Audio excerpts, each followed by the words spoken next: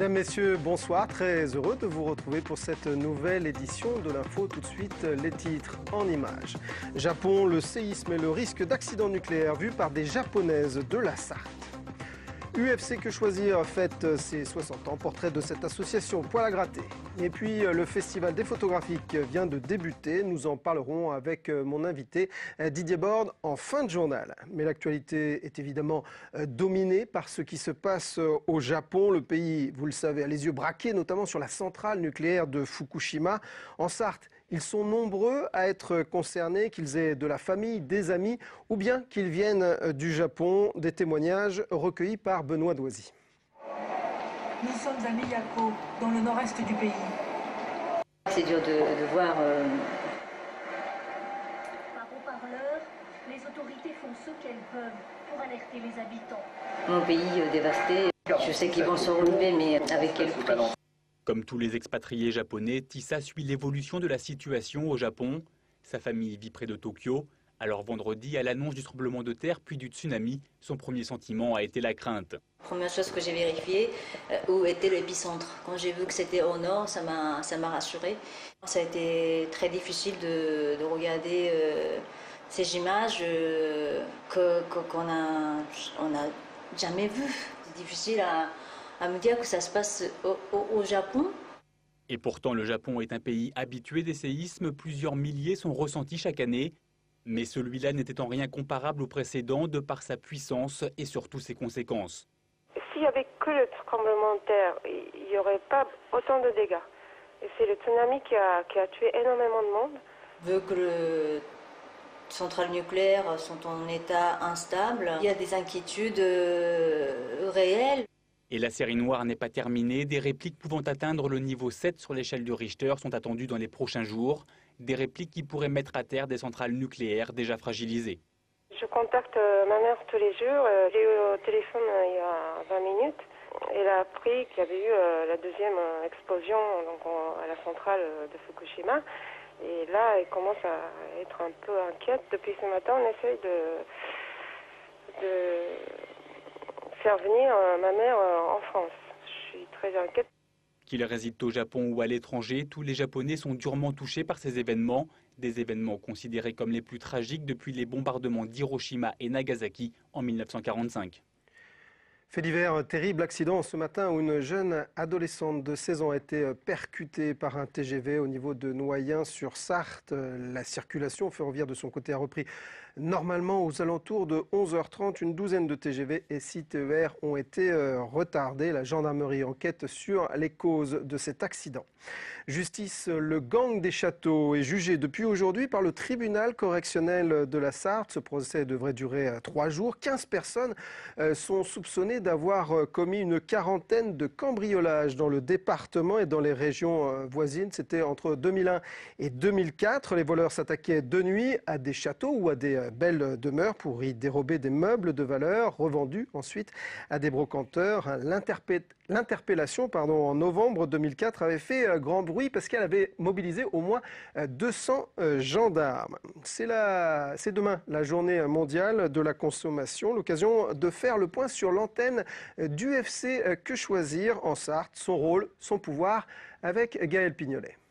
Bonjour monsieur, qu'est-ce qui vous arrive? J'ai été faire un contrat avec Harris. Comme ce monsieur, nombreux s'adressent à UFC Que Choisir de la Sarthe afin de trouver une solution à leur litige. Au Mans, l'association compte près de 2600 adhérents, 50 consultants bénévoles et 2 salariés.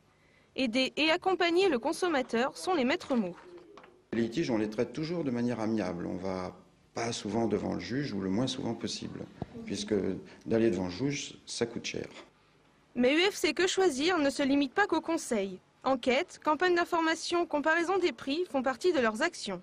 Notre association sert aussi à faire voter des lois, à faire en sorte que le code de la consommation ou le code de la banque évolue en faveur des consommateurs. Et pour mieux se faire connaître, l'association sera toute la journée ce mardi au Centre Jacobin au Mans pour la Journée mondiale des consommateurs.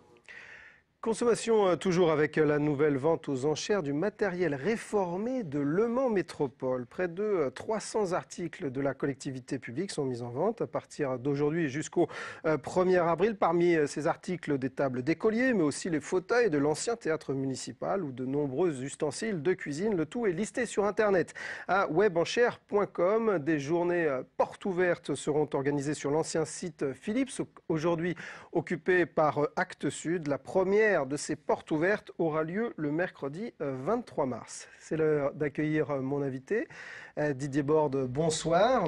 Alors vous êtes un des animateurs des Photographiques, le festival de la photo du Mans, qui se tient dans 4 lieux différents jusqu'au 3 avril prochain, au Palais des Congrès, à l'Espace Courboulet, au Parc Monod et à l'Office de tourisme. C'est évidemment toujours intéressant de voir le travail de ces professionnels, ou en tout cas de gens qui essayent de vivre de la photo. Je vous propose peut-être de commencer à commenter une première photo, celle de Bernard Descamps, qui est un des grands photographes d'aujourd'hui. Comment vous qualifieriez son travail ?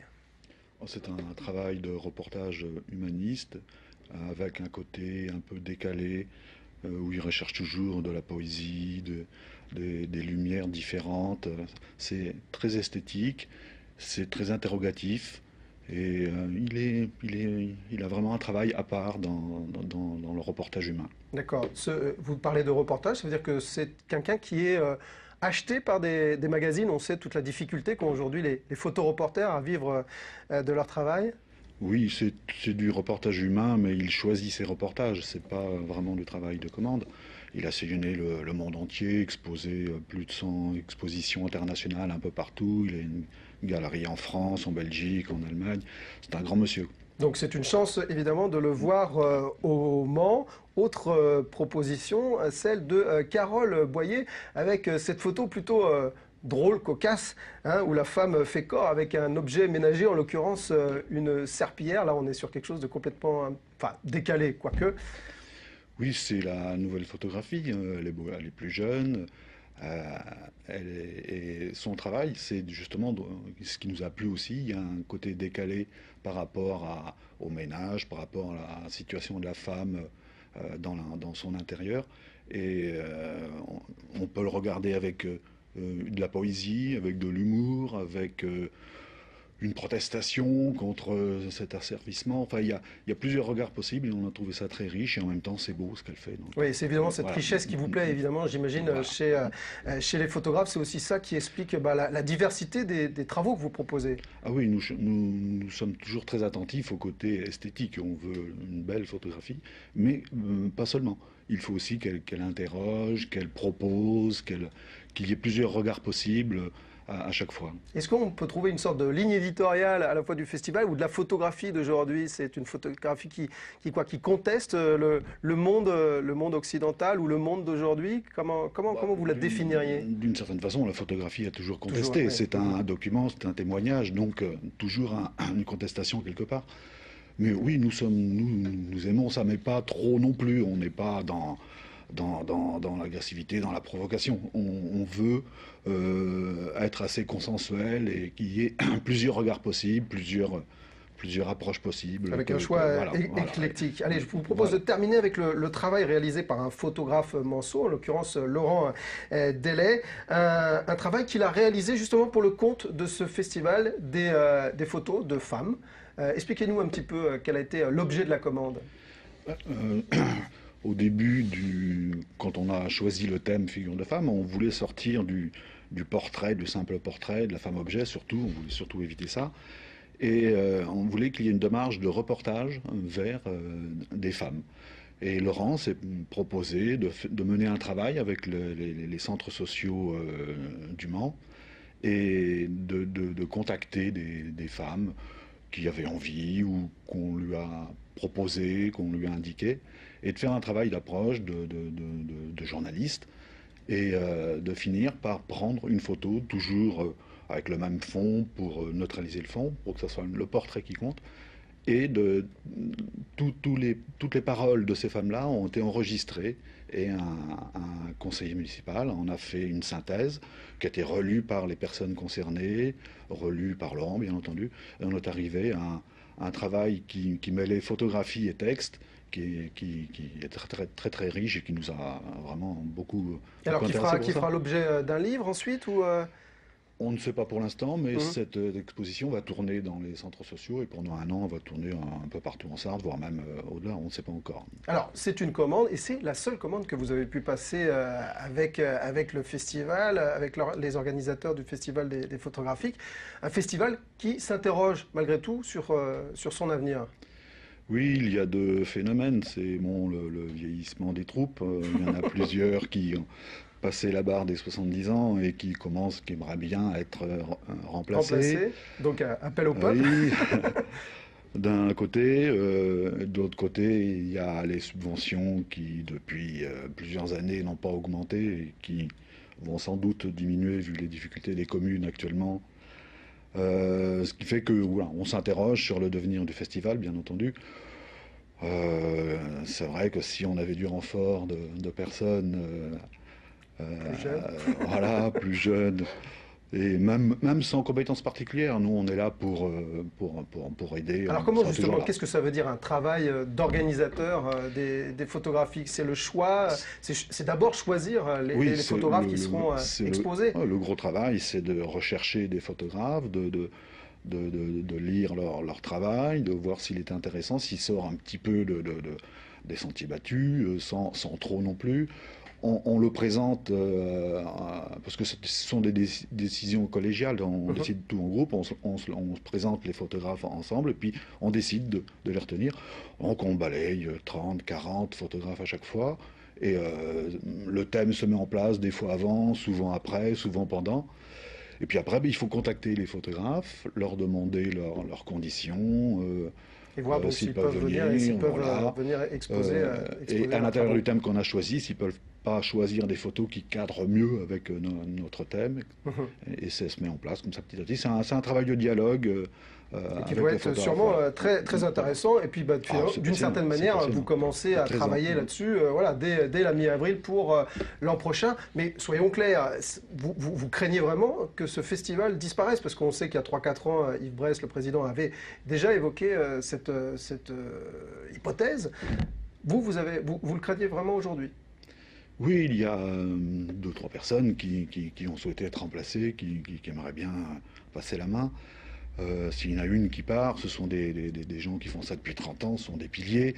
Sans eux, on aura du mal à poursuivre. En plus, le problème financier qui s'ajoute là-dessus, c'est-à-dire qu'on n'a fait qu'une création cette année, alors que les années précédentes, on en faisait 2, 3, voire 5. Et c'est des travails de création qui nous passionnent le plus. Donc voilà, on s'interroge. Bon, j'espère qu'on lèvera bientôt votre interrogation. Donc, je le rappelle, les photographiques, c'est jusqu'au 3 avril. On va voir les lieux au Palais des Congrès, au Parc Monod, à l'Espace Courboulet et à l'Office de tourisme. Et puis, si vous voulez en savoir plus, il y a un site internet qui est très bien fait, qui explique un petit peu tous ces travaux photographiques.org. Monsieur Borne, merci beaucoup d'être venu sur ce plateau. Et pour terminer, en basket, le MSB redevient invincible à Antares en championnat, tout du moins avec sa 5e victoire à domicile. C'était samedi face à Limoges, 88-78. Le MSB entame une semaine nancéenne avec la réception de Nancy, donc ce mardi en 8e de finale de la Coupe de France. Nancy où les coéquipiers de Ben Dewar se rendront vendredi en championnat. Le MSB reste pour l'instant accroché à sa 8e place, synonyme des playoffs. Des images signées Hamoud Chamsoudine. Voilà, cette édition est maintenant terminée. Demain, retour de l'info, même lieu, même heure. D'ici là, passez d'excellents moments sur notre antenne. Au revoir.